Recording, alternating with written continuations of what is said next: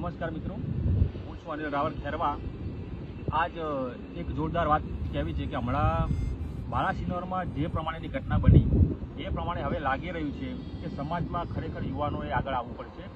નહીં આવો તો પછી અત્યારે જે પ્રમાણે બીજા સમાજના લોકો એ છોકરાને ન્યાય અપાવવા મથી રહ્યા છે, સરકારની સામે પડી રહ્યા છે, પોલીસની સામે પડી રહ્યા છે, તો આપણા સમાજના લોકો અને યુવાનો ખાસ કરીને આગળ આવશે તો ઘણો ફેર પડે એમ છે, રાઈટ। તો એક સિમ્પલ કેલ્ક્યુલેશન છે।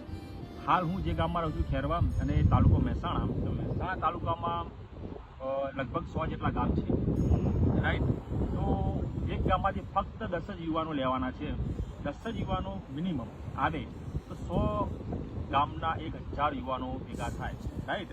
અત્યાર સુધી ખબર નહીં કે આમ 500 યુવાનોનું કે 1000 યુવાનોનું ગ્રુપ કે 1000 યુવાનો કોઈ જગ્યાએ ભેગા થયા નથી, ખબર નથી, રાઈટ।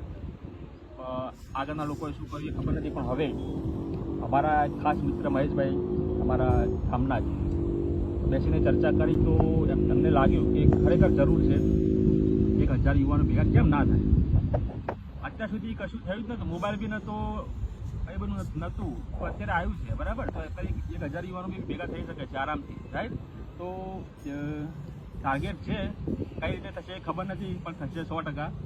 અને એની બ્લુ પ્રિન્ટ રેડી છે અને શોર્ટ ટાઈમમાં અમે અમલમાં મૂકવાના છીએ। મહેસાણા તાલુકાના 100 ગામના 1000 યુવાનો ભેગા કરવાના છે। પછી જે સમૂહ લગ્ન હોય, કોઈ જગ્યાએ આવેદન આપવાનું હોય, કોઈ યુવકને કે કોઈ પણ સમાજના માણસને ન્યાય આપવાનો હોય, એક મેસેજ ઉપર 1000 યુવાનોનો ટાર્ગેટ છે, રાઈટ।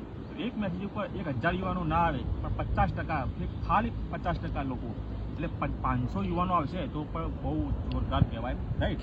તો શોર્ટ ટાઈમમાં આ પ્લાન અમલમાં મૂકવાની ગણતરી છે, બરાબર। દરેક સમાજના મતલબ આપણા રાવલ સમાજના યુવાનોને ખાસ વિનંતી છે કે સાથ અને સહકાર આપજો અને જ્યારે બી તમારા ગામમાં આવીએ, બરાબર, તો સાથ અને સહકાર આપો અને 1000 યુવાનોનો ટાર્ગેટ છે, શોર્ટ ટાઈમમાં આપણે ભેગા કરીશું। જય હિન્દ, જય ભારત।